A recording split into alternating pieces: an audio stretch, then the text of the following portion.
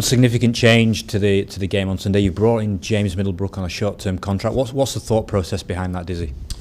Yeah, obviously with our first choice spinner, Adil Rashid's in the Caribbean, getting some experience in Test cricket, which is fantastic.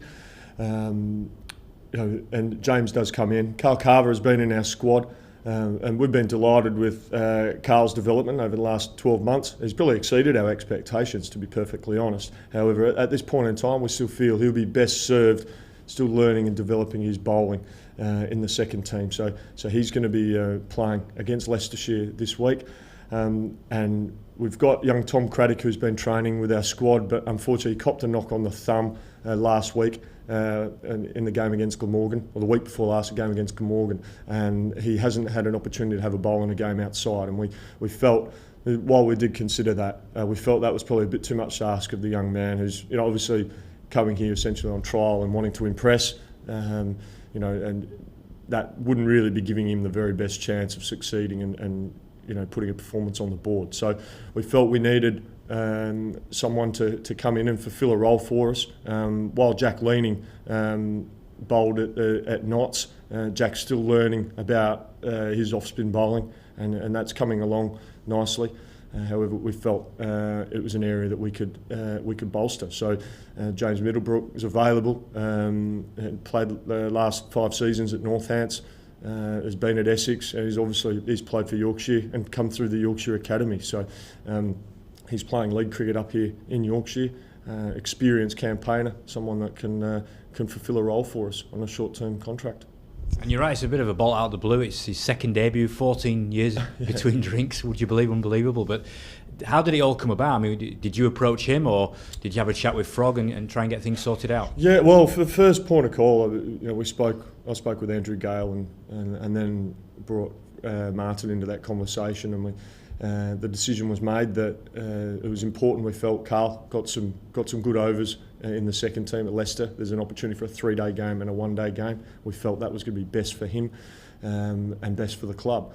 And therefore, we knew the other things that I spoke about, weren't falling into place. So we felt we needed to, find a short-term solution. And James's name came up. We did consider the loan market, and there's a couple of spinners, around county cricket that could have fulfilled a role. However, James lives locally.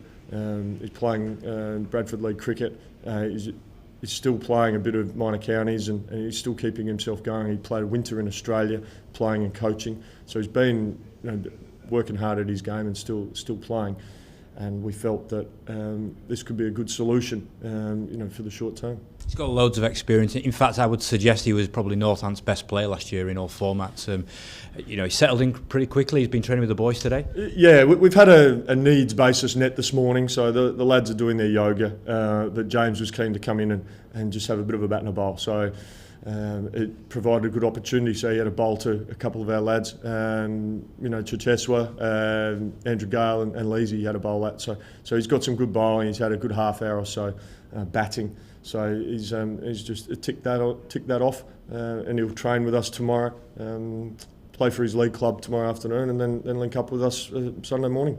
Sunday, a big game as well. Warwickshire coming into town, first game at Headingley in the Championship. Were you pleased with the way the game went at Notts in the end with the draw?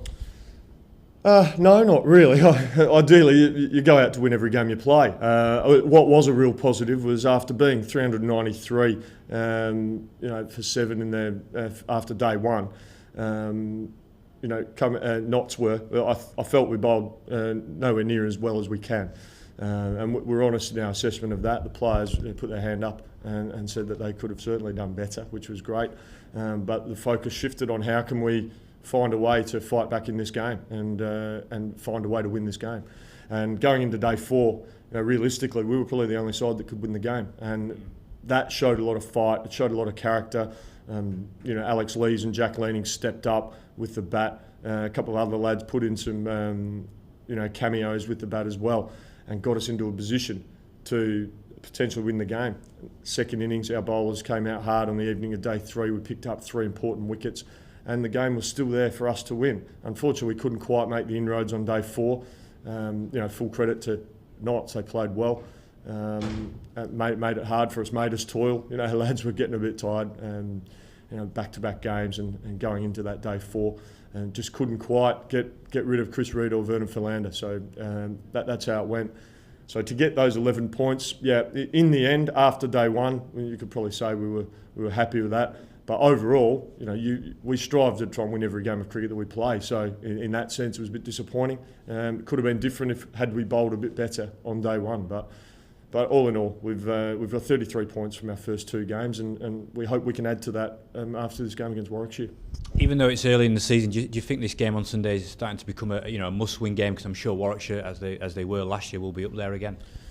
Every game's a must-win. You know. It almost feels like whenever I speak to the media, that everyone talks about this game's a must-win, and then the next game we get to, this is a must-win. Every game is important, and that's how we approach it. And you know, we've got a real clear plan on how we like to play. We've got a clear process on how we go about our work. We prepare as well as we can.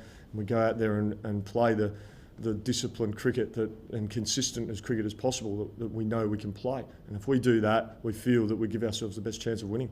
And what can we expect from Warwickshire? They've got all their bases covered. You know, they've got a strong batting lineup. They've got variety in their attack. They've got Barker, left arm swing bowler, the right arm seamers. They've got some pace and Boyd Rankin. They've also got Jeetan Patel, their overseas spinner. So they've got a lot of variation there. But we feel we've got all our bases covered as well, and I think it's just going to be a fantastic contest. And I think the team that plays the most consistent cricket over the 4 days will be in a position to hopefully win the game, and hopefully that's us. And you've hinted that James is likely to play, so someone's going to miss out. Can you give us an indication who that might be? Yeah, it's a tough one. Look, I haven't made that decision as yet. We'll look at the conditions come day 1 and see what the pitch is like, whether we do go in with the specialist spinner in Middlebrook or we go with an all-out attack, all-out pace attack. But we'll come to that decision on Sunday. The likelihood is you're bringing a guy in on a short-term loan, you're probably not going to sit him on the sidelines. However, we will reserve our judgment for day 1. It will leave us a conundrum as to who misses out, and whoever it will be desperately unlucky. But that's the nature of professional sport, I'm afraid.